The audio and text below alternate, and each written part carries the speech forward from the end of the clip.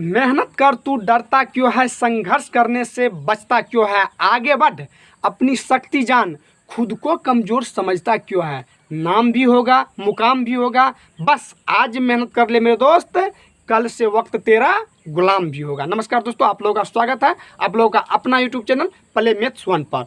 तो चलिए आज अपन लोग एक महत्वपूर्ण क्वेश्चन जिससे कि बोर्ड एग्जाम में 5 नंबर बेट करता है, फिक्स है दोस्त।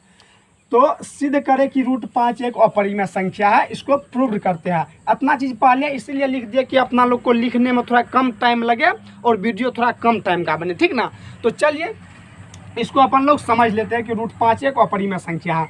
तो देखिए, जब इसको कहेगा अपरिमेय संख्या सिद्ध करने के लिए तो उसको अपोजिट मान लेंगे, परिमेय मान लेंगे, और परिमेय काहे मान लेंगे इसको भी हम बता देंगे, टेंशन नहीं लेना है। अब रूट जब मान लिए कि माना कि रूट 5 एक अपरिमेय संख्या परिमेय संख्या है, ठीक ना।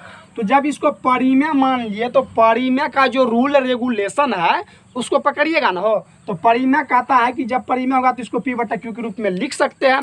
अब कहिएगा कि इसको परिमेय काहे माने। देखिए, इसको जैसे अपन लोग सिद्ध करेंगे ना परिमेय को, तो उसके विपरीत मान लेंगे। अब जैसे मान के चलिए 2 मिनट थोड़ा एक एग्जाम्पल समझा देते हैं आप लोगों को, ठीक है ना। 2 मिनट ये मान के चलिए क्या है, देखने से छोटा लग रहा है तो ये बेंच होगा। क्या है? बेंच है, ठीक ना, बेंच। ये है चौकी, ये है चौकी। मान के चलिए थोड़ा बड़ा है तो ये चौकी, यानी कि बेड जिसको कहते हैं, ठीक ना, बेड, बेड, ठीक ना। चौकी थोड़ा देहाती भाषा हो जाता है, ठीक ना, बेड। तो अब देखिए, ये बेंच है तो इस पर एक आदमी सूत सकता है। ये बेड है यानी कि चौकी, तो इस पर 2 आदमी सूत सकता है। अब कहेंगे कि साबित करो तो भाई ये बेंच है, तो एक तो इसको ऐसे कह सकते हैं कि इस पर एक ही आदमी सूत सकते हैं, इसीलिए यह बेंच है, ठीक ना। वो भी अच्छा से नहीं सूत सकते हैं। एक ऐसे करके कहेंगे कि मान लेते हैं इसको चौकी है, मान लेते हैं इसको यानी कि बेड है। बेंच को मान लिया अपन लोग, क्या इसको मान लिए कि ये बेड है, ये ऐसा मान लिए। जब बेड है भाई तो 2 आदमी को जैसे इस पर सुताएंगे तो गलत ही जाएगा, तब तो बेड नहीं ना रहेगा। हो तब तो वो बेड नहीं रहा, तब तो क्या हो गया, बेंच हो गया सीधा। तो 2 तरीका से, तर्क के साथ एक कर सकते हैं, एक बिना तर्क के साथ।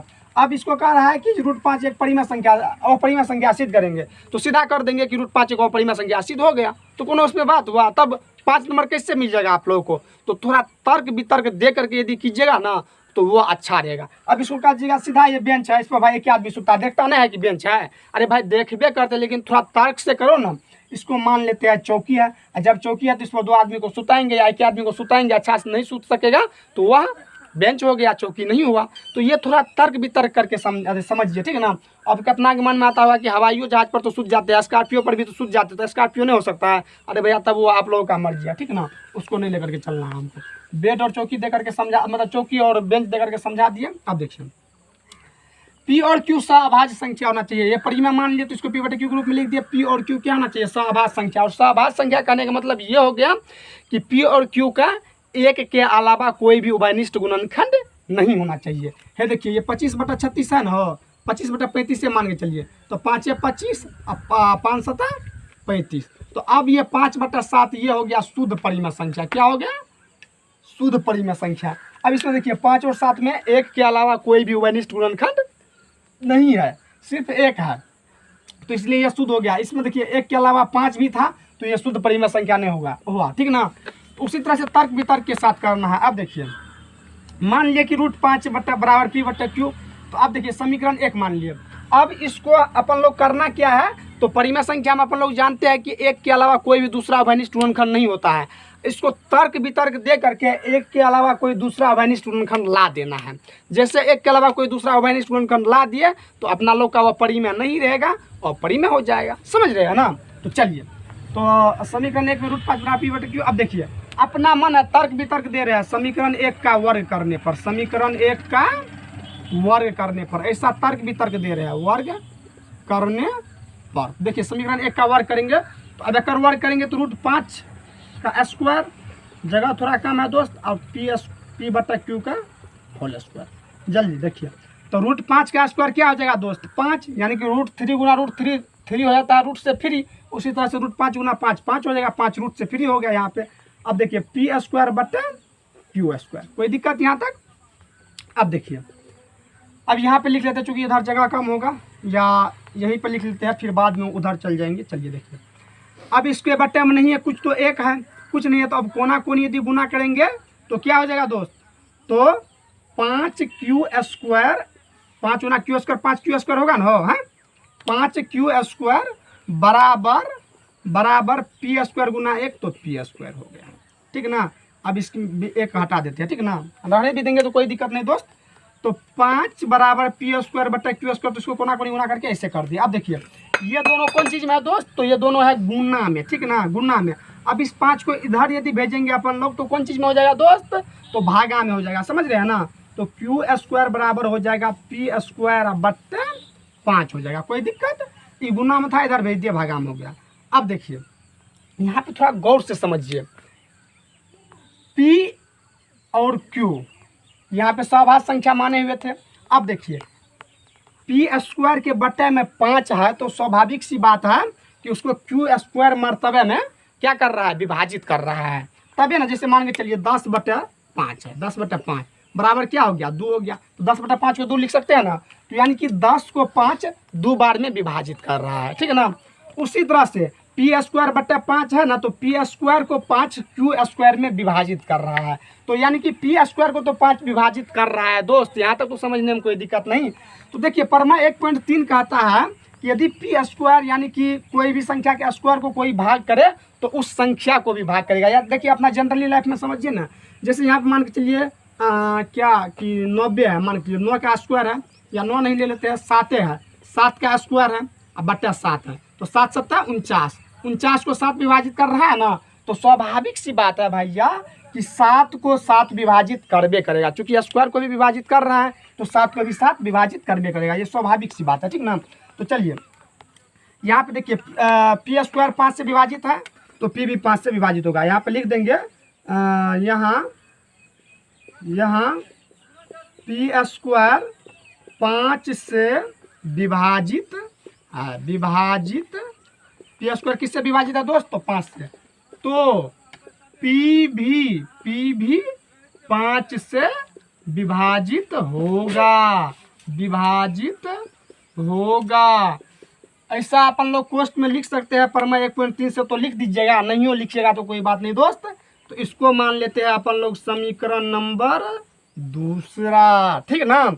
अब देखिए एक कंडीशन देखिए दोस्त, यहाँ पे p का तो एक गुणनखंड ला दिए 5, अब इसी तरह से q का भी एक ला देना है कोई न कोई, और उसके बाद जैसे p और q का एक दूसरा हो गया तो वह परिमेय नहीं रहेगा, वह परिमेय हो जाएगा, ठीक ना। जो माने थे उसका विरोध करेगा और वह परिमेय नहीं रहेगा। अब देखिए p तो 5 से कटेगा, ऐसा अपन लोग साबित कर दिया है कि p 5 से कटेगा, साबित कर दिया है ना। अब देखिए आगे, अब क्या करेंगे दोस्त, तो अब p बराबर 5 के मान लिए। अब कितना के दिमाग में आता होगा कि भाई आप 5 के काहे माने, 10 के काहे ने मान लिए, तो जिसको कहेगा यहाँ पे प्रूव करने के लिए दोस्त वही मानेंगे p का मान, ठीक है ना। तो जहाँ k1 क्या हो दोस्त, तो पूर्णांक हो, k1 क्या होना चाहिए, पूर्णांक होना चाहिए, k1 पूर्णांक हो, ठीक है ना।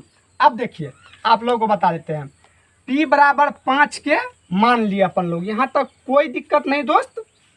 अब देखिए अब क्या कर रहे हैं तो वह समझिए थोड़ा है। देखिए दोस्त मैं आप लोगों को बता दूं कि यहाँ पे मान के लिए समीकरण 2 मान लिया ना, एक बात यहाँ पे आप लोग गौर कीजिएगा थोड़ा, यहाँ इसका अपना लोग को एक यूज हो जाएगा। इसको मान लेते हैं समीकरण 2 और इसको मान लेते हैं समीकरण 3 मान लेते हैं। मानने में थोड़ा मतलब अति हो जाता है, उसके लिए टेंशन नहीं लेना दोस्त, ठीक है ना। इसको समीकरण 3 मान लेते हैं। अब देखिए थोड़ा p बराबर 5 के है ना, तो कुछ ना कुछ तो तर्क वितर्क देना है, तो दोनों तरफ फिर क्या करेंगे दोस्त, दोनों तरफ वर्ग कर देंगे। क्या कर देंगे दोस्त, वर्ग करने पर।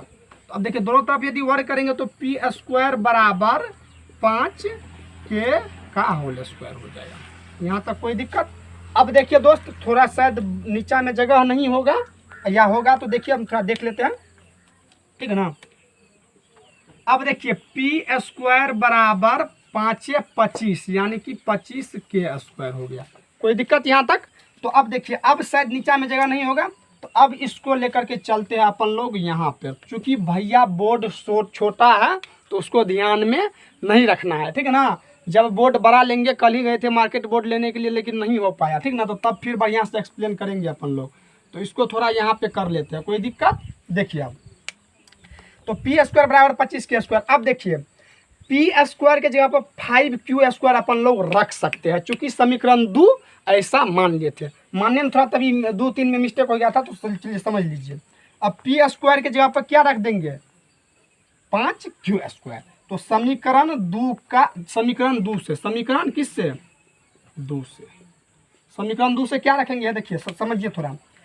पी स्क्वायर यहाँ पे है ना, पी स्क्वायर, 25k², तो पी स्क्वायर के जगह पर रख देते हैं 5q²। पी स्क्वायर के जगह पर क्या रख दिए दोस्त, 5q² बराबर 25 क्या, 25k²। कोई दिक्कत यहाँ तक। अब देखिए ये 5 और 5 चल जाएगा, 5 और 25, तो 5 एक कम 5 है, 5 एक 25। तो अब q² बराबर हो जाएगा 5k²। यहाँ तक कोई दिक्कत। अब देखिए सोचने वाली बात ये है कि ये 5 कौन चीज़ में है, गुना में, इधर लाएंगे तो कौन चीज़ में हो जाएगा दोस्त, तो भागा में हो जाएगा। तो भागा में ले आए यानी कि k²। अब फिर यहाँ पे देखिए वही रूल लागू होगा, यदि q² को 5k² बार में विभाजित कर रहा है तो 5q को भी विभाजित करेगा दोस्त, ठीक ना। तो यहाँ पे फिर लिख देंगे q² 5 से विभाजित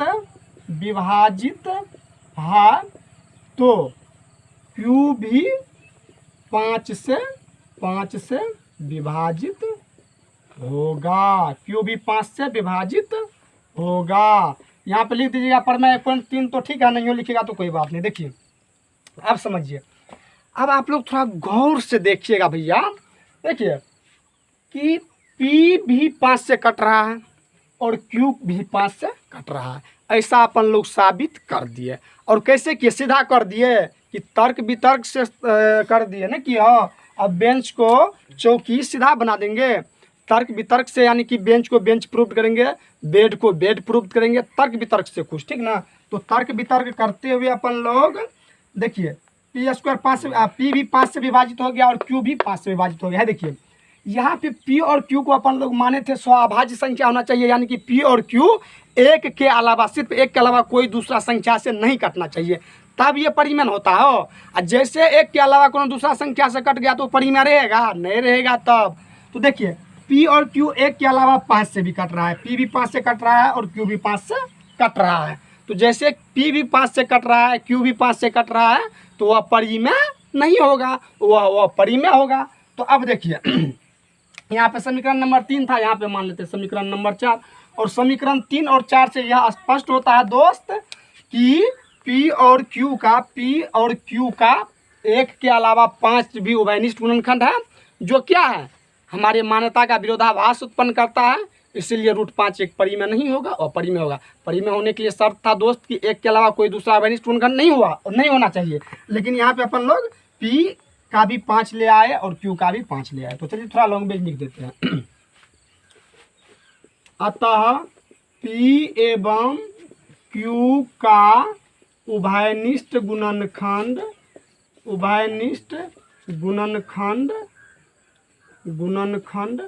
एक है, एक के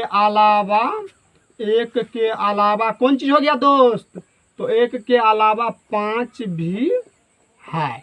5 भी क्या है दोस्त, तो 5 भी है, जो हमारे मान्यता का क्या करता है, जो हमारे मान्यता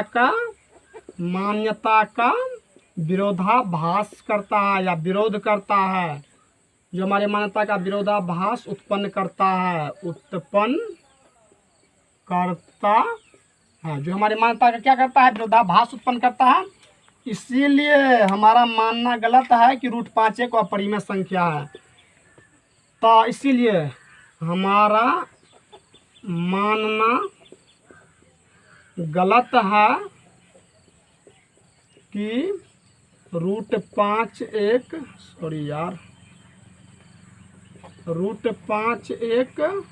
परिमेय है। यह अपन लोग का मानना गलत है दोस्त। तो जब परिमेय नहीं होगा तो क्या होगा दोस्त, तो या इसीलिए हमारा मानना गलत है कि √5 एक परिमेय संख्या है। या तब लिख देते हैं, तब √5 एक क्या हो जाएगा दोस्त, √5 एक अपरिमेय संख्या होगा। √5 एक कौन संख्या होगा दोस्त? तो अपरिमेय संख्या होगा। यही तो अपना लोग को प्रूव्ड करना था और यही तो प्रूव्ड हो गया। देखिए कैसे किया दोस्त प्रूव्ड। तो तर्क और वितर्क से P और Q का सहभाज्य संख्या होना चाहिए, ऐसा अपन लोग बोल दिए थे। लेकिन सहभाज्य संख्या होने का मतलब यह हो गया कि P और Q का एक के अलावा कोई दूसरा अभिनिष्ट गुणनखंड नहीं होना चाहिए। लेकिन यहाँ पर तो देखिए दोस्त, अपन लोग एक के अलावा 5 भी अभिनिष्ट गुणनखंड ला दिए। किसका? P 5 से विभाजित होगा तो 5 मतलब 5 से जैसे विभाजित होगा तो 5 भी एक उसका गुणनखंड हुआ दोस्त। ऐसा अपन लोग बता दिया है, पहले चर्चा कर ली है। तो P देखिए 5 से कटेगा और Q भी 5 से कटेगा, तो एक के अलावा तो 5 भी तो एक गुणनखंड हो गया उसका दोस्त। तो वह परिमेय रहा, परिमेय नहीं रहा और परिमेय हो गया। तो यदि आप लोग को समझ में नहीं आया हुआ दोस्त तो कमेंट कीजिएगा ज़रूर। और इसी तरह से आप लोग बने रहिए, सभी एग्ज़ाम का तैयारी करवाएंगे और सब कुछ धीरे धीरे होगा। यदि आप लोग को वीडियो अच्छा लगा होगा तो ज़रूर चैनल को सब्सक्राइब कीजिएगा, ठीक ना। तो चलिए अपन लोग फिर इससे अगले चर्चा कल करेंगे। तब तक के लिए जय हिंद, जय भारत।